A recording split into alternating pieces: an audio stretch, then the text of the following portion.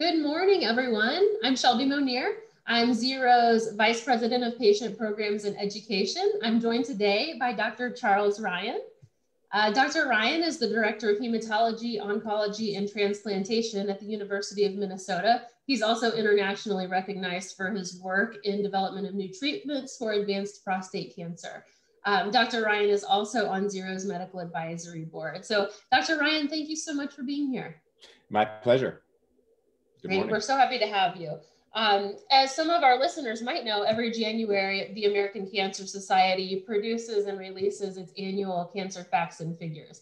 And this is a scientific publication. It really summarizes, it does a great job, really, of summarizing what we currently know about several different cancer types in the United States and shares some projections with where we're going and what the future holds. So in honor of World Cancer Day today, we really wanted to get some time with Dr. Ryan and dig into this report and break down some of really pretty staggering figures that came out in the 2021 document. So what we know right now is that prostate cancer is the leading cause of cancer death in US men and American men, second only to lung cancer. And in 2021, we're actually expecting to see a pretty significant increase, around 30%. Of an increase in new cases for prostate cancer. So this is really staggering. We aren't really seeing quite the increase in other cancers, quite as significant as this. We're also going to see an increase in mortality rate and in deaths. So that's also alarming. So that increase is about 2.5%. So Dr. Ryan, we really want to just pick your brain and think through and help us understand what this 30% increase in cases, what that means and why we think we're seeing this. And of course, some of this is speculation and we're estimating and we know that, but what are your thoughts? Can you share, is this related to delays in appointments maybe because of the COVID-19 pandemic? What are you thinking here?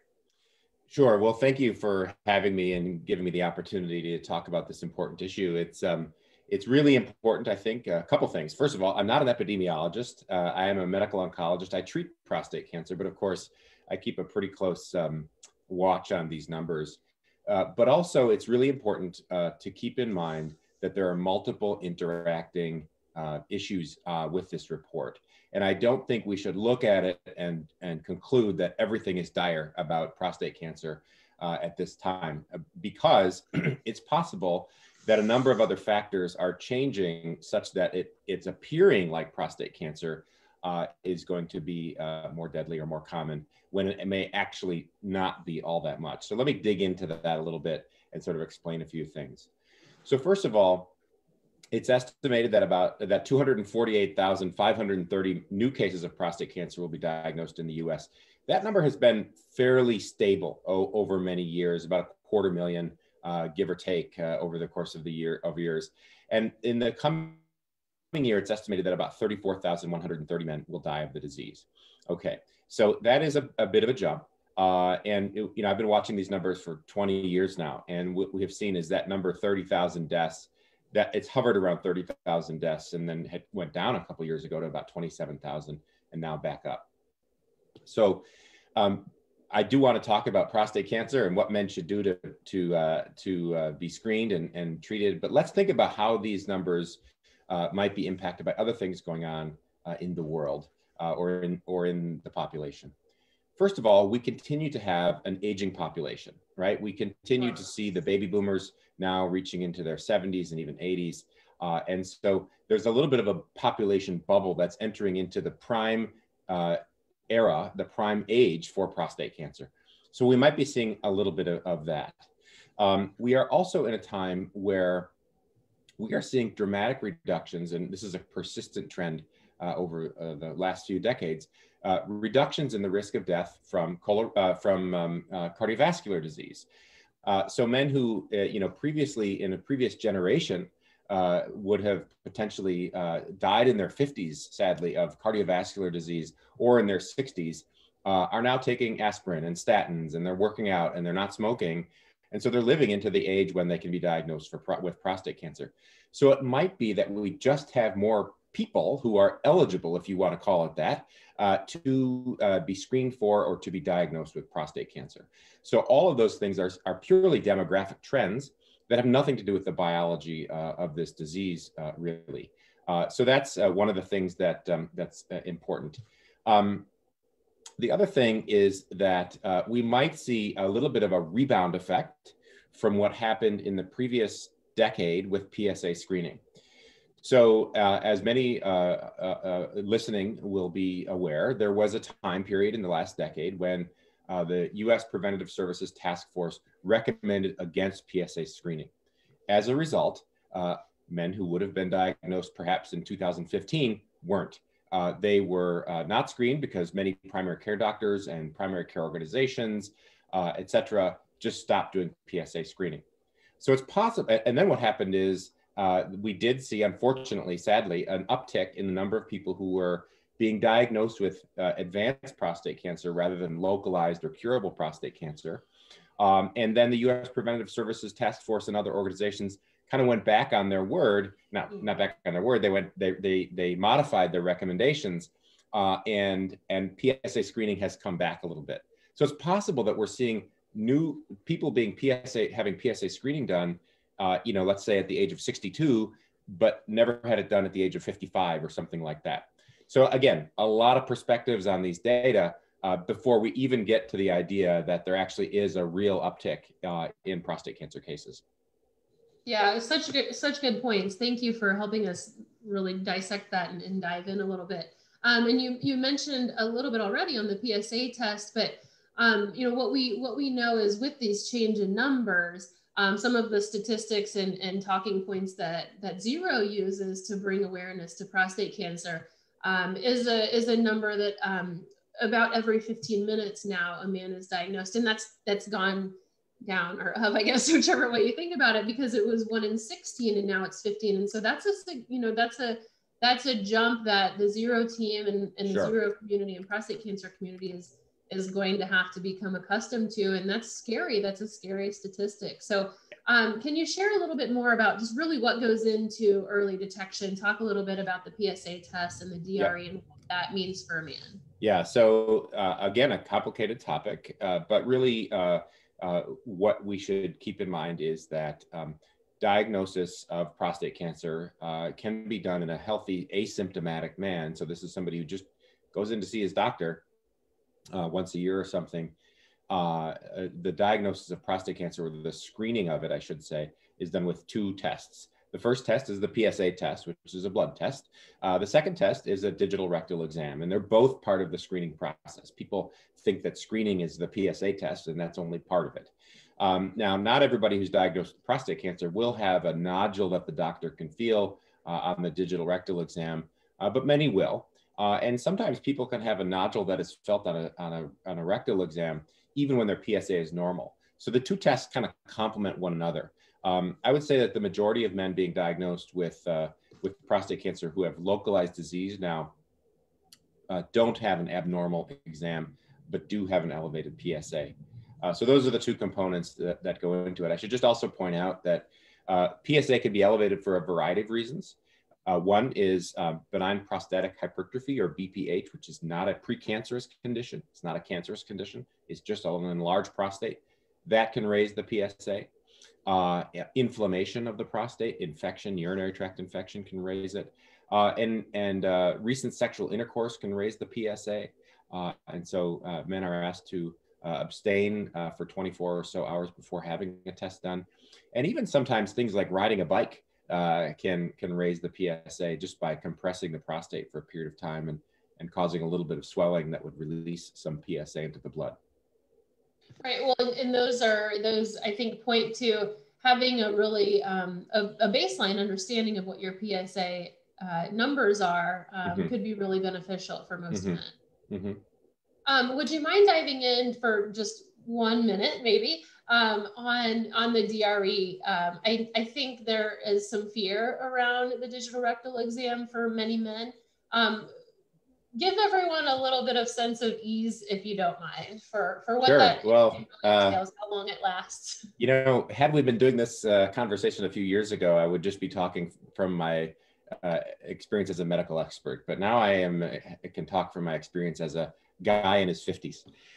So I've actually, you know, I've had my primary care doctor do the DRE, and it's really, it's a very, some people call it the finger test because that's pretty much what it is. It's the prostate actually sits at the base of the bladder, but most prostate cancer grows in the back of the prostate it actually grows towards the rectum. And so if you look anatomically, the rectum and the prostate sit right there. So a doctor can get a pretty good sense as to the shape and size of the prostate by inserting a finger, lubricated finger into the rectum for, you know, maybe 2 seconds, maybe 3, while they evaluate the contours of it.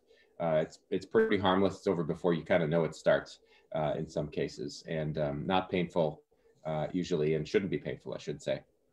I think one of the things that we have to get over is fear of this test, because it's really quite benign. I mean, if you think about what happens during a colonoscopy, that's a bit more invasive than a digital rectal exam. And many people are having colonoscopies to screen for colorectal cancer. Right. Yeah. Yeah. Great point. I mean, I know it's alarming for a man to think about the process, but it's a tool that we can use, like you said, that complements the PSA. And while we can't feel the entire prostate, we can at least feel half of it. You feel the part of the prostate where the cancer tends to grow. And that's, I think, the important part. Yeah, absolutely. Let's talk a little bit about risk. Let's dive into some of the more common risk factors for being diagnosed with prostate cancer. Sure. So, you know, the most common risk factor for prostate cancer is increasing age. And that's why I brought up that issue of the population bubble that we see in their 70s and even 80s now with the baby boom generation, for example. African ancestry, a family history of prostate cancer, and some inherited genetic conditions, notably the BRCA gene mutation. There's a gene BRCA2, which unfortunately was named the breast cancer gene because it was discovered in families that had clusters of breast cancer. But the BRCA, which is what it's called, is actually a risk factor for prostate cancer too. And an important one now because men and women may identify themselves as a BRCA family. And so many people can be diagnosed as a BRCA carrier well before they develop prostate cancer. And there are other cancers that can occur in those families as well. So many people who are diagnosed with prostate cancer from BRCA families know to be screened, and that's a good thing because they would get screened earlier and may have disease that's more readily treatable. Black men in the U.S. and the Caribbean have the highest documented prostate cancer rates in the world, interestingly, and there's a lot of work going on in trying to identify what would be the connection between race, ancestry, and prostate cancer incidence, such as that. There are other countries in the world that have very high rates of prostate cancer death. For example, Norway has one of the highest rates of death from prostate cancer in the world, higher than the US, I believe. Do we know anything, is research indicating any reason that we can pinpoint as to the increased risk for African-American men? You know, there are a few genetic differences in the cancers that occur in African-American men that are potentially drivers of that process. There is not a gene in the healthy African-American man that we can test, right? So it's important to make that distinction. And there are a lot of other factors that people are looking at. I think the issue about African-Americans and prostate cancer is going through a little bit of a transformation because it's long been held, higher incidence, higher mortality, everything was worse about the disease in African-American men. But there's been some really interesting studies over the past few years that not only have looked at the biology of the disease, and that's really fascinating and is getting funded now by a lot of sources, including the NIH and American Cancer Society and other sources. But there's also a lot of work looking at, obviously, the disparity of healthcare delivery. And disparities in healthcare delivery are now a mainstream topic, I think, in healthcare, which is wonderful because we're identifying challenges. But one of the things that came out a few years ago was some analysis where they looked at the outcome of men African Americans versus white men with prostate cancer at various stages. And they looked at different institutions where the patients were being treated. So there's many ways we can assess outcome of men or people with cancer, I should say.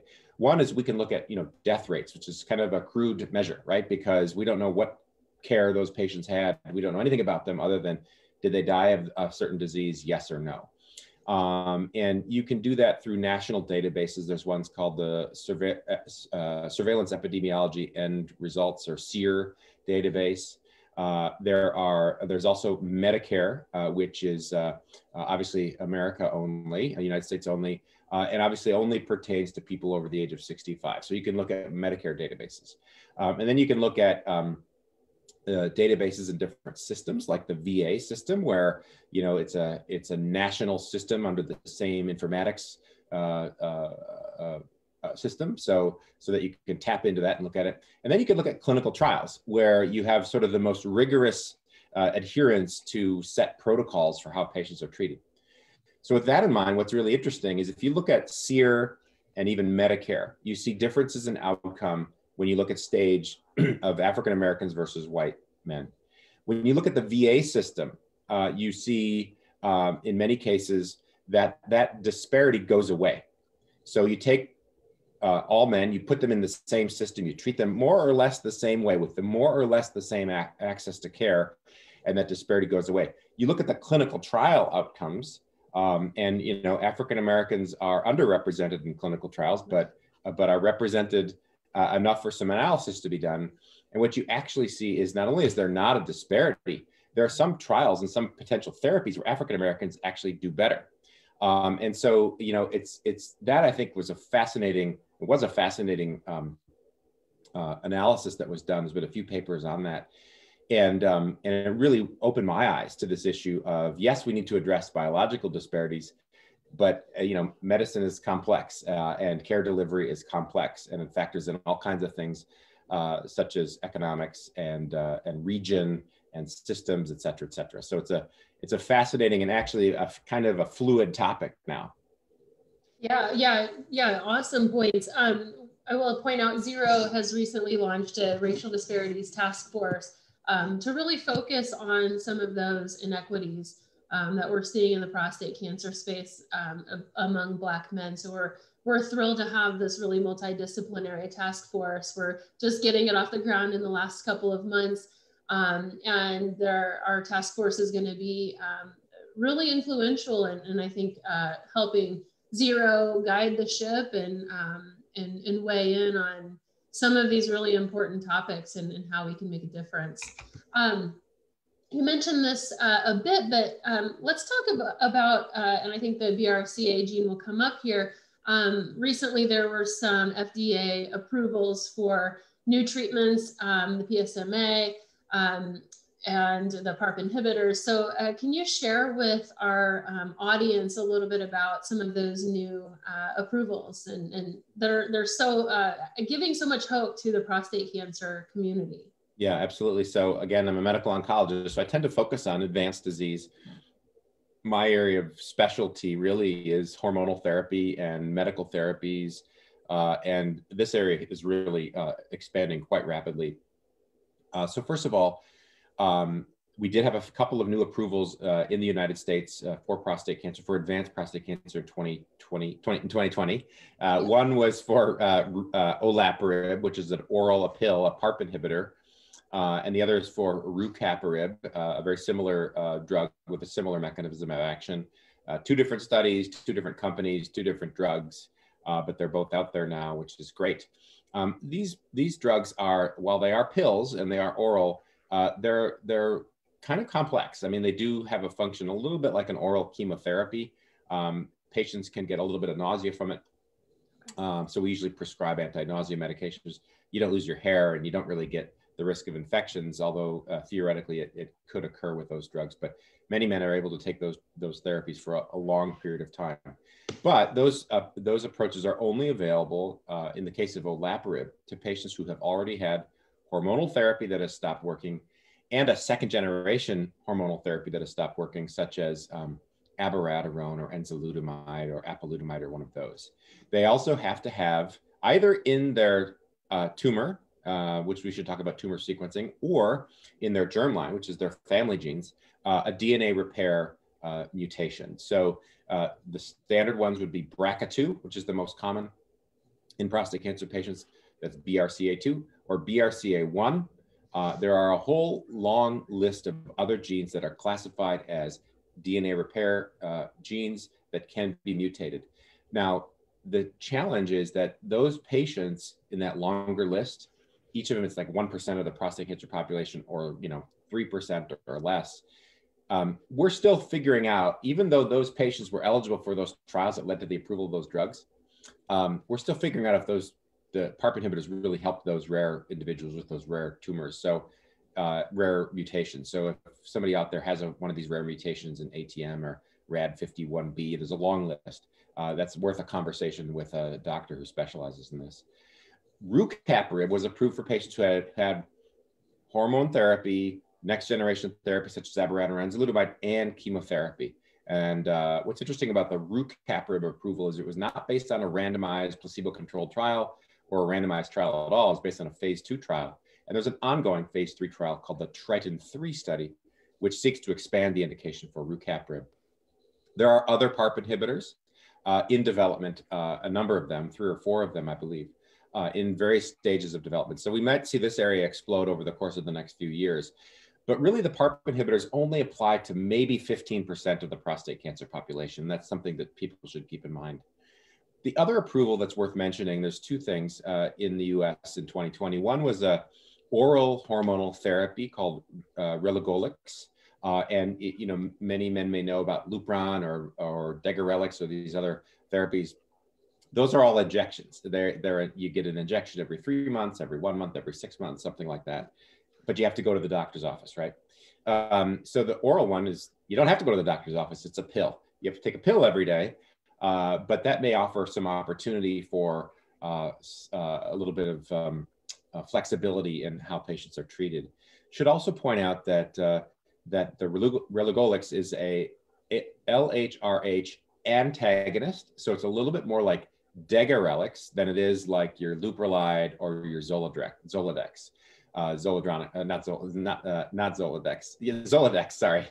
And the reason why that may be important is there was a really good analysis in the trial called the HERO study that was published in the New England Journal of Medicine, in which they enrolled patients who had a cardiovascular risk. And what they showed is that cardiovascular complications, even death from cardiovascular disease, was lower in this drug, in Relugolix, than it was in the standard Lupron-treated patients. And this is something that patients, men should talk to their doctor about if they're going to go on hormonal therapy. If they have had a recent cardiac event, a heart attack, they've had to have open heart surgery, they're at risk for cardiac disease or being cared for by a cardiologist, it's quite possible that these LHRH antagonists are favorable to them as opposed to the LHRH agonists, such as the Leuprolide, Goserelin, Eligard, etc.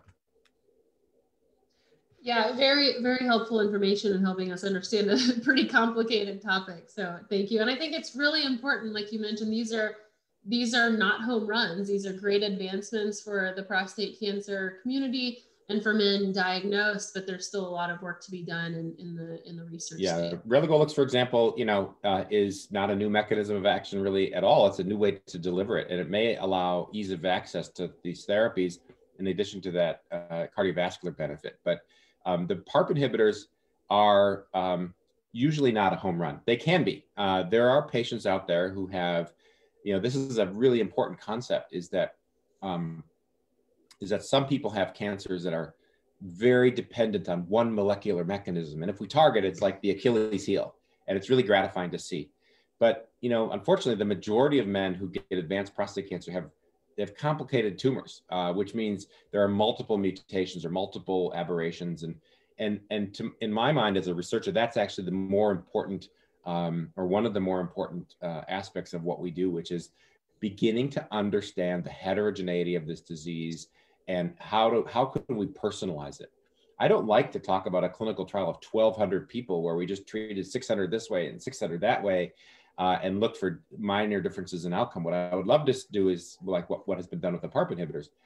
15% of patients can benefit from a therapy. Some of those 15% can really benefit from the therapy. And that's good because we're not treating 85% of patients who won't benefit from that therapy. And so I think that's a key point. Yeah, very good point. And I think it really speaks to the fact that patients should aim, if they can, to see a specialist, a prostate cancer specialist, someone who has a lot of experience treating the disease, and also advocate for themselves, asking the right questions. And if they don't know the answer, they don't understand the answer, ask again, and that's okay, so that they can fully understand all of the treatment options they have and make the most informed decision. Absolutely. I agree. I mean, I think, anymore, if a man develops CRPC or hormone resistant prostate cancer, they need to know their tumor genetics. No, it's no longer a research thing. It's no longer a clinical trial thing. There's standard of care therapies that may prolong life based on the tumor genetics. And so your doctor needs to know what to do and how to analyze that. There are many companies that will do this for us, which is great. But your doctor needs to know how to interpret those results. And that's a complicated issue as well. And in other settings, I am actually working to educate the doctors about how to interpret some of these things and when to choose a therapy and when to not choose a therapy and what's important and what's not. And it's actually very fascinating in terms of our understanding of the heterogeneity and the diversity of the disease biology. I said somewhere recently that I've learned more about prostate cancer in the last 5 years than I did in the previous 20. And that's really been fascinating. It's because we are now on a standard basis looking at the genetics in the tumor. We're looking at the tumor microenvironment, and we're really,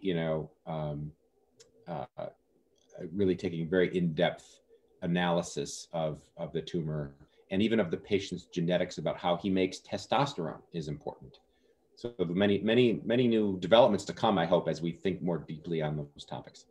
Yeah, very exciting. I think a lot to look forward to on the horizon of treatment for prostate cancer, especially in the advanced setting. So thanks for diving into that with us. We really appreciate it. Always happy to. Yeah, great. Thank you for everyone who joined us today. Special thanks again to you, Dr. Ryan, for joining us and helping us better understand the American Cancer Society's 2021 facts and figures. It's always really exciting I think I can call us nerds, because I'm a nerd a little bit. I'm a total prostate cancer nerd. Yeah, when these reports come out, we're like chomping at the bit to read them and dive in. In all of the cancers, because I think we're really learning a lot in prostate cancer based on what's happening in other cancers. Some of those immunotherapies, for example, and targeted therapy treatment options that are working in other cancers, we can learn from that. And we're also just seeing it pay off. New therapies, new approaches, situations where we avoid doing something because of what we know about the disease as opposed to doing something. And that's also an important point. There's what we do and there's what we avoid doing, over-treating and under-treating and things like that.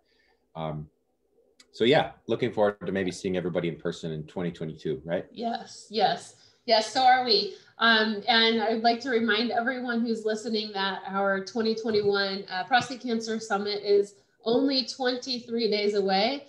We're very excited. We have more than 800 people registered. Awesome. Dr. Ryan, you're going to be speaking with Dr. Elizabeth Heath on clinical trials. We'll touch on that talk, also a little bit of racial disparities in clinical trials. So we're really excited for that presentation.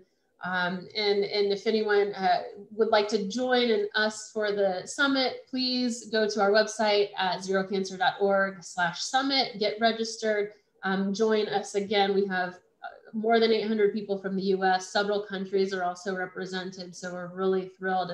It's definitely the silver lining of this pandemic and going virtual, that we can reach more patients. And what we hope is that more newly diagnosed patients who might not have otherwise been interested or able to travel to the DC area. So we're really excited to be able to reach more men and their families. So with Shelby. Thanks again, Dr. Ryan, for joining us, and for everyone who joined us today. We look forward to hopefully seeing you in person soon, but definitely at our virtual summit this year.